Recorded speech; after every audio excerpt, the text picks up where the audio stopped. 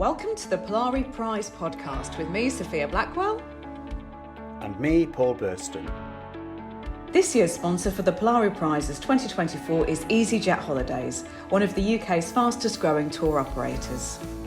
A landmark partnership which aims to enhance our shared commitment in celebrating queer voices and stories amongst the LGBTQ+ and wider communities. easyJet Holidays offers great value beach, city and lakes holidays. Discover over 7,000 hand-picked hotels in more than 100 destinations across Europe.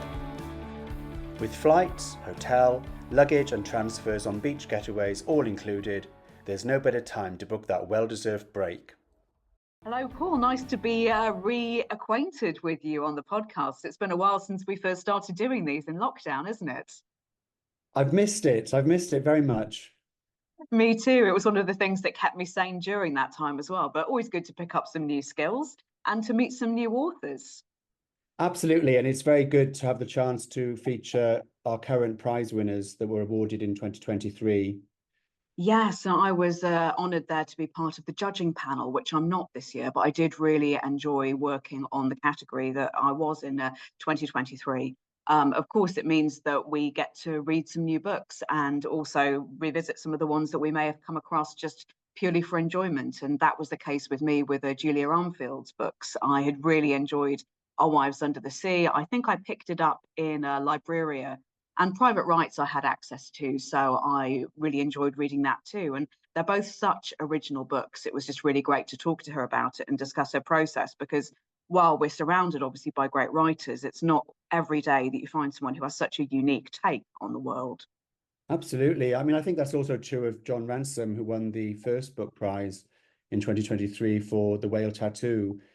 I think what impressed the judges in particular was that it was a voice we hadn't really heard before, coming from a working class rural background, and how the publishing world seems very remote for somebody like that. And how, he wrote the book largely on the bus into work on his phone, which I thought was such an inspirational story, that he's created this book with no access and no framework and no community around him at the beginning.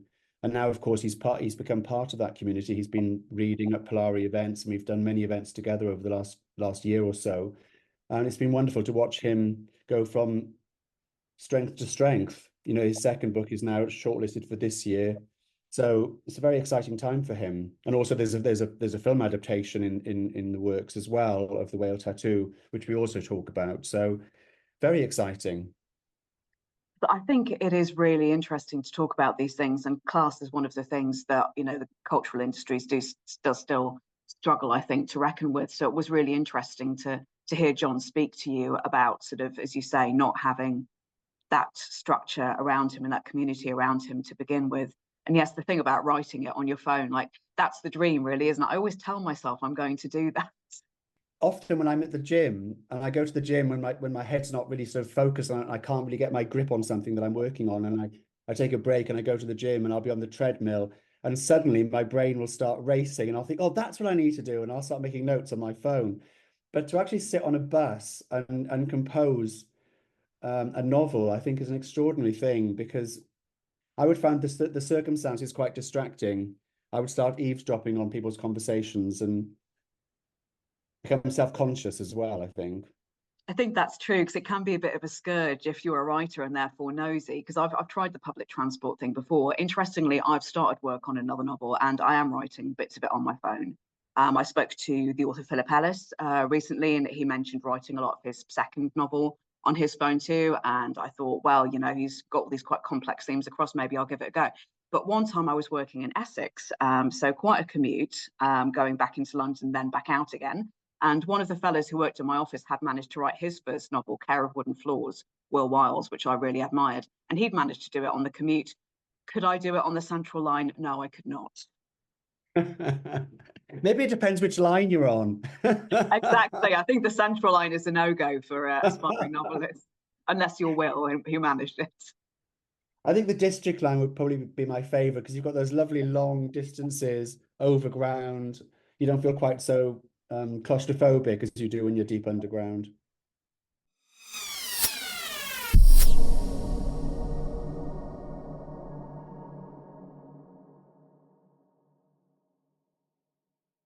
My name's Sophia Blackwell. I'm the co-host along with Paul Burston. I'm delighted to be speaking to Julia Armfield, Polari Prize winner last year and the author of Our Wives Under the Sea and her new novel, Private Rights, which is available now from Fourth Estate, as well as a short story collection. Julia, how are you? I'm good, thank you very much. Before we started recording, you asked me this question and I was just like sweaty, to be honest. That's how I'm feeling. It is both raining and warm and I've had enough. Frankly, that's how I'm feeling. The temperature is very odd today, and this is not the first time I've had this conversation today, but that leads us neatly into themes of weather and water is really important in your first novel. It's probably the most powerful one, and one might even say that about novel two, but in quite a different sense, whether that's sort of an internal transformation or whether it's a watery world that surrounds us. Were you surprised that you wanted to return to water after having written your first novel as something that you wanted to appear in the second one so prominently, or did you always know that this was something that you wanted to continue with? Oh, I think that's a good question. I think that it's weird the things that you find yourself returning to, because I've always been of the opinion that most writers have about 3 preoccupations and that's it. And so it wasn't so much that I wanted to write another wet book, as that the story as it grew up made that quite necessary to me quite quickly. But I've said this before, I've been sort of looking around at themes of water and themes of the ocean and themes of rain and things like that. I began to realize more and more as people brought it up to me that actually an enormous amount of the sort of, if you want to call it like formative lesbian media of my youth, actually a lot of that did involve water and the ocean. I kept thinking about things like, the Sarah Waters novels were often even just tangentially set by the sea when they're set in Whitstable, or things like Summer of Love, which is all about water as well. Things like the Celine Sciamma movies, like Water Lilies is about synchronized swimming, and Portrait of a Lady on Fire is set by the sea. And so I think to a certain extent, the things that you inhale at one point are things that you will just not be able to help exhaling again at a later point. But at the same time, I sort of started thinking about, well, what is water doing in most of those texts, and what am I doing with water? And I think that I'm very interested in liminality. I'm very interested in instability, and I'm very interested in the idea of being one thing on the surface and another thing underneath. And I think that water and the ocean and rain and all those things, I think those allow me to talk more broadly about those things that I'm interested in. So I think it's quite a useful tool. But that having said, if I do it again, I think people are going to be like, are you all right? So yeah, I think I need to maybe like head towards my dry period now. I think my wet period needs to end. In terms of potentially some of the themes that the books have in common, before we move on to a question that focuses a bit more on what makes them different, relationships is another really, really obvious theme. So the first book is as much a portrait of a marriage as anything else. And in this book, we also have 3 long-term relationships, as well as a larger cast and family relationships. Both books have really moving depictions of how relationships grow and change over time. How would you say that perhaps the 2 books are different when you broaden out to include a bigger cast of people, and have your conceptions of what a relationship is and what it does in a book changed much between book 1 and book 2? That's an interesting question. I mean, I think that the key thing, obviously, is that Private Rights is much more focused on familial relationships, as in the nuclear family, as in blood relationships, whereas Our Wives Under the Sea is very specifically about a queer marriage. And this sounds like a weird answer to your question, but I promise I have a point. I was looking at a lot of what you might call sort of apocalypse narratives. I was looking at sort of the apocalypse subgenre of the action genre in films specifically. I was thinking about movies like Armageddon and Deep Impact, but then sort of better examples of that, things like Melancholia, things like Take Shelter. And something that I became really interested in over and over again is that subgenre specifically is really fascinated by the nuclear family. It's really interested in like mother, father, children, bunker, in a way that things more generally in the broader action genre are not actually they're interested in. And so I became fascinated quite early on about how to repurpose that for queer families, how to repurpose that if your nuclear family is maybe not safe, or is maybe not something that you want to keep safe because it hasn't kept you safe within this sort of apocalyptic narrative. And so that's really what I was trying to do with this novel. Whereas Our Wives Under the Sea is, I think, also a take on that, in terms of you're doing the sort of my partner came back wrong trope, which is quite traditional in, again, kind of genre and fantasy media and things like that. And I was doing that with queer women in mind. And so I think I just wanted to push it further with this, and once again, sort of repurpose quite a traditionally straight nuclear family focused genre, if that makes sense. Yeah, I think a lot of folks who are listening to this will be aware of Our Wives Under the Sea, and will, potentially also be aware of the "my partner came back wrong" trope. There actually was a new one on me. But it is interesting you say the nuclear family focus. Even if you think about things like protect and survive leaflets as well, you see like mother, father, and 2 children. So that is really interesting to think about. So in this book, in the newest one, which people may not be so familiar with because it just came out this summer, Private Rights is set in the last month. So there are a couple of flashbacks of a world that's already kind of starting to melt around the edges. And it covers the everyday activities and the doings of 3 queer sisters and their father and their relationship with him, for the most part, to generalize quite a lot. There's the odd reference to King Lear in that, or the 3 Dyke daughters, as they're referred to. So not a straight one in the bunch, basically. So it's all basically about how they navigate this very odd situation while dealing with an inheritance, which potentially is a plot that you might see in other genres as well, how people cope with money and its absence and who's owed what. What I really liked about it was the juxtaposition of the nightmarish, especially as you get the odd hints of something going really badly wrong, which you might find in The Road or in When the Wind Blows or Threads or whatever, along with the everyday. And I love that as a juxtaposition. Like, yes, it's hard to look at sometimes. I was wondering, did the pandemic play any part in your choice to do that at all? Because there are a couple of references to staying indoors and do this if it's feasible, but don't if it's not feasible. And I did think, actually, I'm having flashbacks here. Will we always be worried about the everyday things as well? Because they don't just vanish, do they? And I think for me, that's one of the most sustained parts of the book, the idea that you still have to serve coffee, you still have to put up with your partner, even though they're annoying you. You still have to be part of this family. Question A, did the pandemic have anything to do with that? And question B, what kind of draws you to that juxtaposition between the nightmarish and the very recognizable?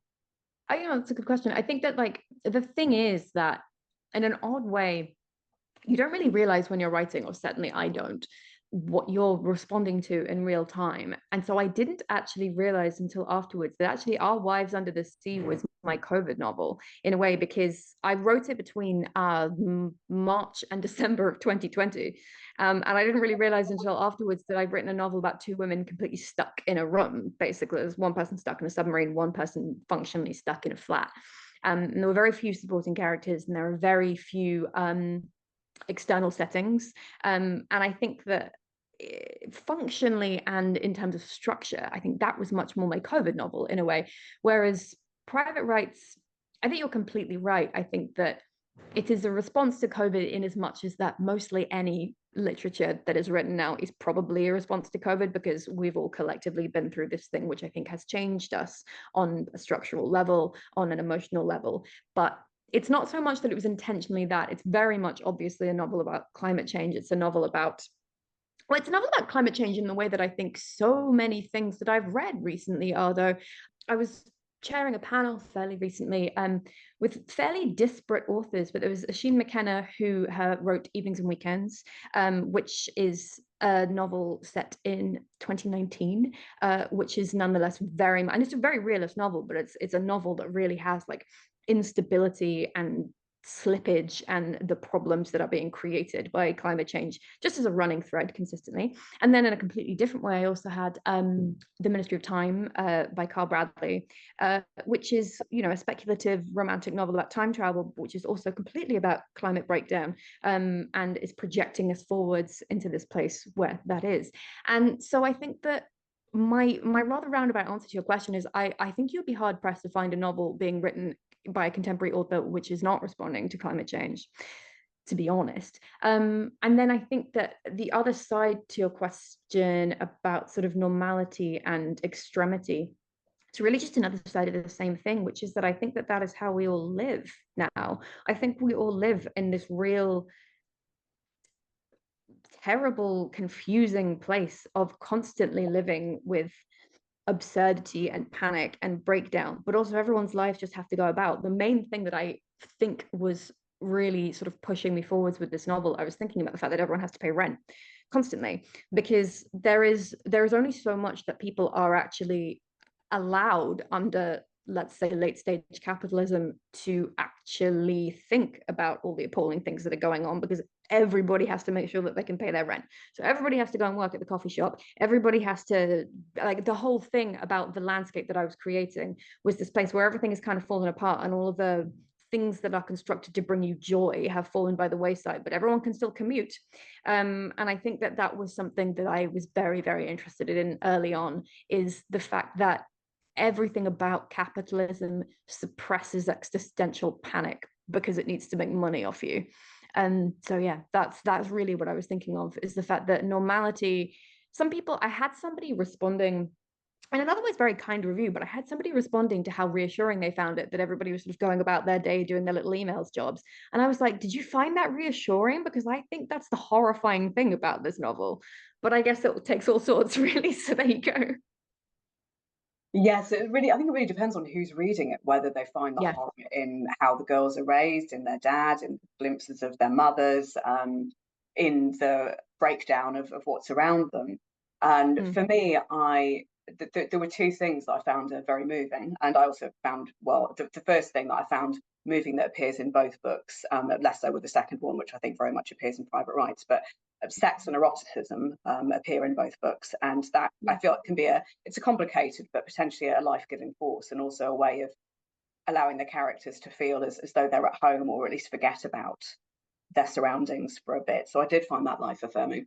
What I was curious about with this one, and I'm not saying that faith is entirely absent from the first book, I think faith is in there too, but there is an explicit discussion of, faith and what you believe in, and because the middle sister has written dissertations on God, which she keeps returning to, despite the fact that, they're literally being kind of washed up around her, and she doesn't seem to be able to let go of it.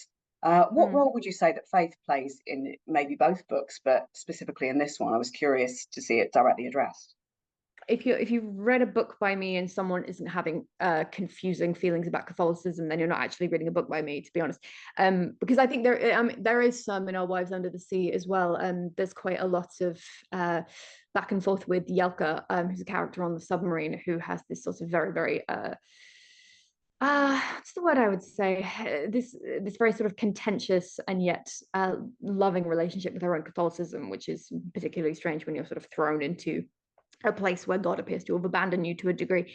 And I think actually in some ways I was leading on from that with my thoughts about Irene in Private Rights, who's the middle sister, because her dissertation is specifically on silence and Catholicism. And I'm very interested in how one reckons with one's faith when the core of faith in so many ways is not hearing from God, and the core of faith in so many ways is having to believe despite the fact that you have no evidence. I'm interested in how one reckons with faith in catastrophe and emergency, because I think it's a real problem that Irene has, and Irene as a character is not someone who necessarily even believes in God, and is approaching it all from quite an academic bent. But yeah, the idea of God as an absence, and the idea of what one makes of God in a catastrophe is something which I was very, very interested in with this novel overall. Moving on from that, one thing I also found notable about both books is that they do also have extremely funny moments, or a bit of sly humour creeps in when, you actually can't help but laugh, even when just sometimes it's absurdity, sometimes it's being satirical. It's just that the humour is there. Given that you could, if you wanted to, write something funny or cozy or whatever, but yet you seem to have this very searching quality, which I often see in poets, but not necessarily in prose writers. I just think that when I read your two novels, there is just this sense of like boundaries being pushed and wanting to push harder and see what's on the other side of something. Because obviously you can write brilliantly, but you don't seem to want to take the easy way out. Would you agree with that? I guess so. I mean, you could also just say that I'm being lazy and I don't want to explain everything to everyone. But I'll take the I'm very searching. I think I'll take that instead.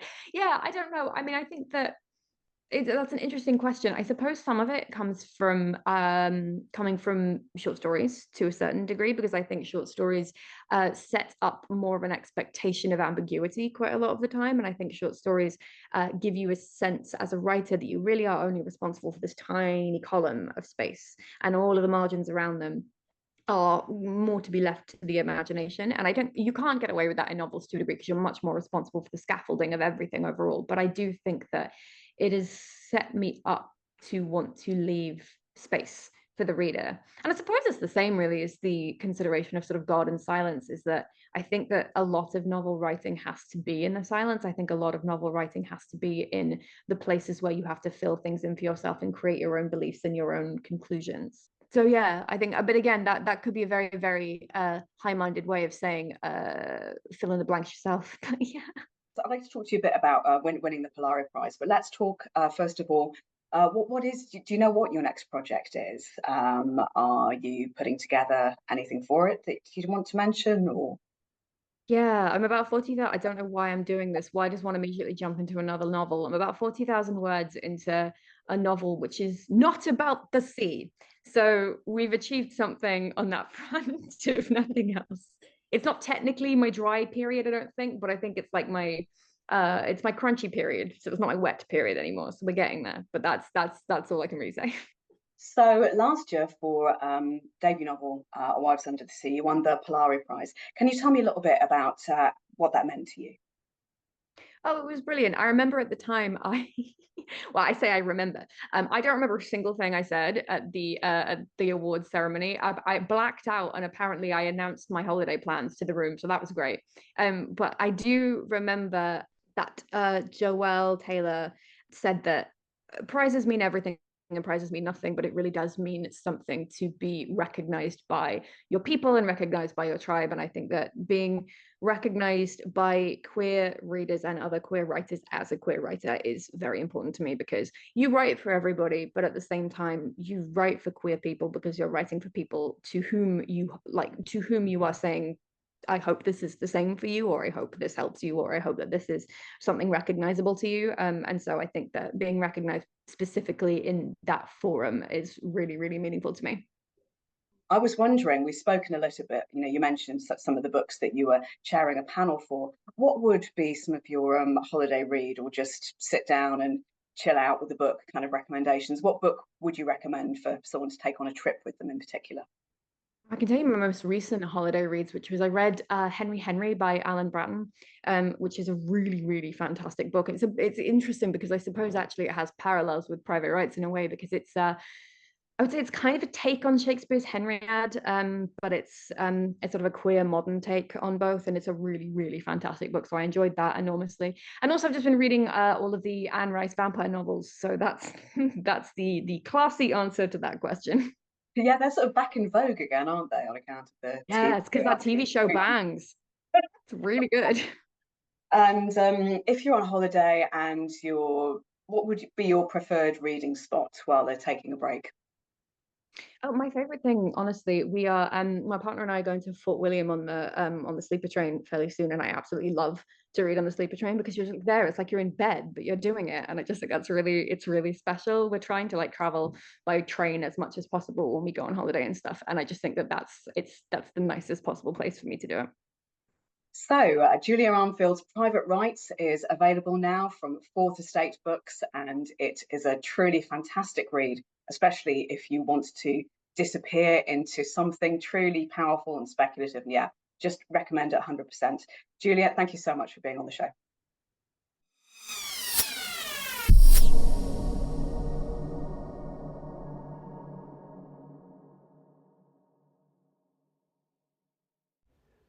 I'm joined now by Jon Ransom, who won the Polari First Book Prize 2023 for his debut novel, The Whale Tattoo. Jon, can I take you back to your writing journey and how that book came into being? Can you tell us a bit about how you began and what the inspiration was?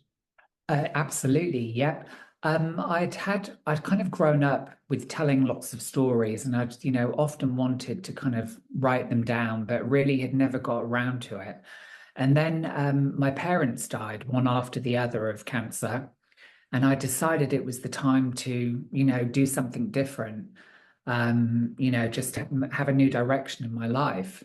So I decided to start writing the whale tattoo. I came up with the idea of the whale talking to this, working class lad on a beach. And then, the plot kind of built from there.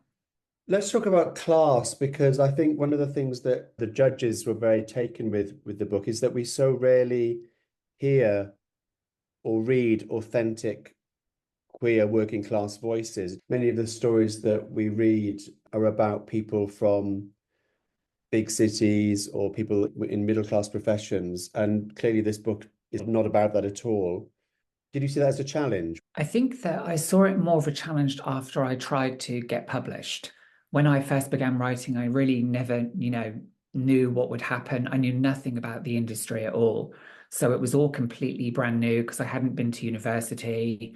So I had no kind of contacts. I had to start from nothing. So I concentrated mainly on just wanting to tell this working class story because it's something that I hadn't read. I wanted to write about, young gay men who didn't sit around picking themselves and talking about how they felt and how the world works and stuff. I wanted it to be, more real, I guess, more authentic from my own experience. Is it a case of writing the story or writing the book that you'd want to read? I think so, definitely, yeah, because, I hadn't seen myself very much in fiction, working class, queer, and of a particular age. And, I very much wanted to sort of, for other people to be able to read these experiences.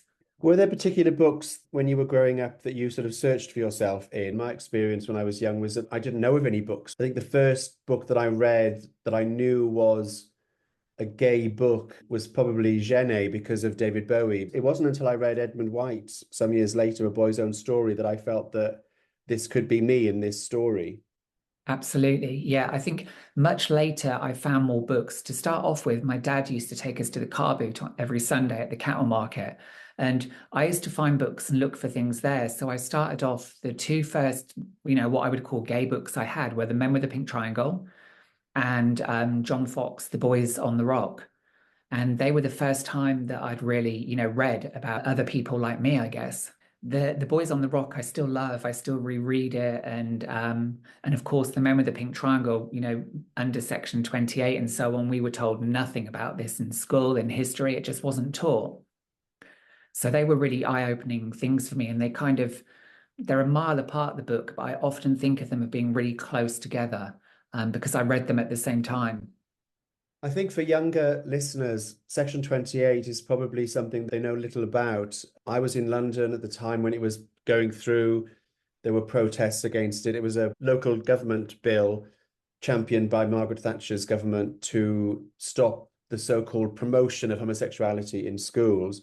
And even though the actual law itself had very few teeth, it led to a climate of self-censorship. So teachers would be very reluctant to talk about gay people in the classroom. And that left a whole generation of younger people with no support network or conversation about these things. Absolutely, yeah. We had to learn everything on the fly then. There wasn't social media. You didn't have the same sort of access even to the internet. And coming from a rural background, this was stuff that wasn't talked about in school. We had to figure out on our own. And that's partly, while the whale tattoo kind of sits the way it does with these young working class lads who don't have these kind of experiences that I guess young people have today. I think social media has had a huge impact on communities, and especially communities who may be growing up in isolation, because you're never on your own anymore. You can always find people like you on social media. Absolutely, yeah. We of course didn't have that. You had to go to all kinds of different places to sort of find people to connect with. And we had more pubs and stuff, I guess, even locally. But I mean, you had to get a bus and go into the town for our one gay pub in King's Lynn. You've talked before when we did an event at the British Library about writing the whale tattoo on the bus. Can you tell us a bit about that? Yeah, commuting to work, I started it on my phone, which was really good because the commute is really long from the village I live in, because I still live rurally now, even though not in Norfolk. And I would just work on the book on my phone. I became really obsessed with their story, with Joe's story, and it was just an ideal time to have this hour at the beginning and end of every day to kind of work on my phone. And I didn't have a computer at the time because publishing was kind of this huge dream in the future. And it didn't feel like, something that I could invest in at that point until I'd written the book. Were you transcribing it into handwritten notebooks? I worked on a pad and I would, play with it on the pad from the phone, but not with a keyboard. So that was the thing that was really exciting, that when I got an agent, I bought a Mac, then I had a keyboard, and it's been nice to be able to type properly. When you're writing now, would you still use longhand, or would you just write straight onto the computer now? I write straight onto the computer now. Yeah, it's just really handy, and I'm obsessed with annotations. It's just so lovely to track things and to add ideas in and stuff that you can bring in later. So it's made life a lot easier. I'd like to take you back to this time last year, pretty much. We were at the British Library for the prize announcement, and you were there in the audience, and you had no idea that you'd won because we hadn't told you. Can you describe what that evening was like? Surreal, I think, is the main thing. The whole night was just really surreal, to have your name called out, because there were so many wonderful books on the list, and I don't think anyone ever really expects to have their book called out as the winning book. And what has happened since with that book? Things are going really well with the book. We've sold lots more copies, which is a good thing. And I've written the screenplay for the film adaptation. So that's going really well. We're at the funding section of it at the moment. Tom Brittney, the actor, is going to be directing. It's going to be his feature-length directional debut. They're doing some filming in a couple of weeks' time. They're doing like a concept proof of the screenplay to help with funding, because it is a lot of money that they're trying to raise. It's about 2.8 million. Wow. It is exciting, but film is like publishing. Everything is kind of slow, and a lot of it is luck and a lot of different things coming together, but everybody's super excited, and it seems to be going really well. And it was exciting writing the screenplay, moving from a novel, because I've never written a screenplay either, and then developing it into something completely different. It's a really great story, your story so far, because for anyone out there who's writing and wondering if it'll ever come to fruition or go anywhere, your story is like a fairy tale. It is a bit sort of pinch yourself. We never know how things are going to work out. I mean, I didn't know how the whale tattoo would work out. I certainly never expected to win Polari. And the film, we don't know what will happen, but I'm very fortunate that they're very excited. It's been lovely working with Tom. He's just really passionate, really interesting, has this incredible vision for the book, to see it moving. And it is a bit like a fairy tale, because I didn't have any training. And like I said, I've not been to university. I've been very fortunate. After the whale tattoo won the prize and there was that sort of buzz around it, was it difficult to then get on with writing your second book? People get what they call difficult second novel syndrome. Did you experience anything like that? Fortunately not, because I'd finished the second book and we'd sold it. We'd just sold it, so I didn't have that worry. The second book was challenging in a different way, definitely. It's turned out to be book 3 is the most challenging book, the one I'm now working on. Because in the sequence, this is the book you're writing after all the success. Yeah. So the second book was fine. That was kind of done and dusted, and I'd had the year to work on it, building up to the prize and everything. So I didn't know that would all happen. And that was lovely, because then we got to put the Polari on the second book. So that was lovely to sort of be able to put that I'd won the prize, when we brought out on the Gallopers. Tell us a bit about the Gallopers and what this book is about. The Gallopers is about a working class lad again called Eli, and he's about 19, and he lives alongside a curse field in Norfolk. And it's after the 1953 North Sea flood, which was a huge thing in Norfolk. Lots of people lost their lives. It was terrible, and all the farmland got ruined for several years. It all got destroyed with salt. And the book picks up with this young lad who's who's kind of trying to navigate the world with his what he thinks of as his kind of sissy sounding voice is kind of how the book opens. And it just follows him as he meets this showman called Jimmy Smart, who kind of changes his whole life. The Whale Tattoo is a contemporary setting. What made you decide to write something historical? I think that I really enjoy writing these rural environments about working class men, and the history is something that I've grown up with. My dad worked at Savages, who used to make the gallopers, the actual horses. So that was kind of it's been sort of partly in my past. So that's been a good thing. And I wanted to talk about voices, these kind of different themes within the book that are important to me that have shaped my own life. We've just announced a few weeks ago this year's shortlists for the Polari Prize, the non-debut prize, and The Gallopers is on the shortlist. Congratulations. I mean, even more surreal than the first time. With them being, the prizes, the way they've been back to back and stuff, it's a very strange feeling. Well, hopefully we'll be doing some more events together over the next month or so. What has your experience been of being part of the Polari and the Polari Prize family, tribe, whatever you want to call it? I think it's been really good. And I think that because I've sort of come from this rural background and we live rurally now at the moment as well, we're not really very much involved with the LGBTQ plus community. So this has been really nice for me to kind of feel part of a community for the first time as an adult, really. And that's been a really sort of nice thing, to be at the events, to meet other writers. Until these things, I'd never met a writer. I didn't know what a writer really did. I know you write a book, but writing's a lot more than just the writing, I guess. That's the bit I really love. But there's this other side of it with other writers and connecting with people and stuff and chatting and, about our community and what we're reading and writing. And that's been a really brilliant thing, a really positive thing for me. I think going back to the earlier comments we made about being isolated as young people, as readers, being a writer is also a very isolating activity. I think it's important for writers to also be in the world because that's what feeds your imagination. I definitely agree. It is very isolating. You're in your head a lot. I spend a lot of time walking around fields thinking about what I'm going to do, how things are working. So this is good for me because this is really, my only, interaction, I guess, with writers in the community. And Polari has been a big part of that. I've met some incredible people through the process.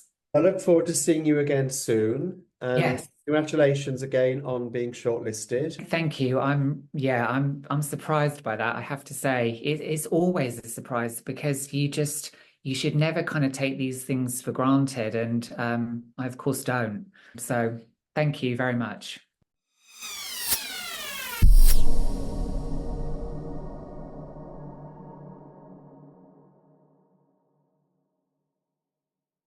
So it was really interesting hearing you talk about that period with Jon when talking about the first gay books that you came across, for example, which is something that I sort of remember myself because we're slightly of the generation where, internet wasn't quite there and we didn't have access to all of the sheer amounts of content that we do these days. And I remember going as a teenager into Gay's the Word, which is still there, and Silver Moon, which is not, but has recently had a book dedicated to it. What was it like talking to Jon about finding your first gay books, and what kind of emotions did that bring up for you when you were speaking to him about it? I think what it brought back for me was how very isolated I was as a teenager, and there were so few places to look for information. I mean, I mentioned in our conversation David Bowie, who was such a guiding light for me, and it was only because of him that I'd heard of Jean Genet because of the Jean Genie pan on that song, and I went out and found some Jean Genet books, and they were quite exciting and titillating, but also quite frightening for a young queer boy in South Wales because it wasn't a world that I could relate to. It was so other. And I mean, I really love Genet now, and I think there's lots of great things about his writing. But in terms of looking for role models or affirmation, they weren't probably the best books to turn to at that time. But what I remember coming to college and discovering Edmund White because a fellow student at college had a copy of Edmund White's A Boy's Own Story on his bookshelf. And I just latched onto that book. And that was the first book that I read where I really felt, okay, this could be me. This is who I could be. And it gave me a huge sense of affirmation. And I think, for people who've grown up where there's lots more access to gay characters on television, in soap operas, etc., it's quite hard for them to probably imagine quite how isolating it was before we had those things. And I think books were a lifeline in many ways. And they were books that I remember reading a Boys on Story and sort of being on the tube and sort of trying to hide the cover so that people wouldn't see what I was reading. Nowadays, of course, you wouldn't really do that. But back then, it was still really quite a taboo thing. Yeah, I remember doing that in school because I knew I was gay from quite a young age. And obviously at that point you do read quite indiscriminately and talking about, things that are classics, but that you can't necessarily relate to. Obviously I did the thing and read The Well of Loneliness, and I didn't particularly relate to, I did want to jump out the window, but I didn't really relate to Stephen. However, I did then find, strangely, some American voices like, say, Rita Mae Brown or Dorothy Allison created worlds that I could actually relate to, despite being a girl in the northeast of England. So it was interesting approaching that. And it is also interesting to see authors like Jon and Julia just creating these quite specific and interesting, and in some cases fantastical, I think, in both cases, worlds. It's a scary in many ways, but a great time to be alive and a great time to be creating as a queer writer. And I think the Polari Prize has been part of that, which you've been, championing through your work and the salons leading up to it for so long. I think the prize is, the fact that they've gone from strength to strength over the sort of 12, 14 years they've been running. I think it's very interesting that the variety and number of submissions has grown so hugely. And I think there's a confidence about queer publishing now. I think there's a lot more confidence about sharing these stories. There was a time early in my career, so back in the late 90s, where you really were, facing an uphill struggle because there was still an assumption that these stories wouldn't resonate with anybody other than a very tiny little niche market or niche group of readers. I think that's changed. I think there's a much wider acceptance of the fact that these stories can be read by anybody, and that the audience for them may be a core readership of LGBTQ plus people, but there'll be other people as well who will want to read these stories. These stories resonate with people who don't even necessarily have the same lived experience. And I think it's really heartening to see that it not just being a kind of something that's shoved on kind of in secret after midnight on Channel 4. So set your video recorders in a way that it was when I was growing up. I remember those days. There'd be that warning sign on the bottom of the TV screen, wouldn't there? Warning you that you were about to see something that was a little bit queer. So, Paul, we've spoken to our current prize winners from 2023. What's going to happen next with the 2024 Polari Prize? What's the next step? Well, we're currently touring and we're showcasing some of the shortlisted writers that are on this year's shortlists. We're doing events all around the country at the moment.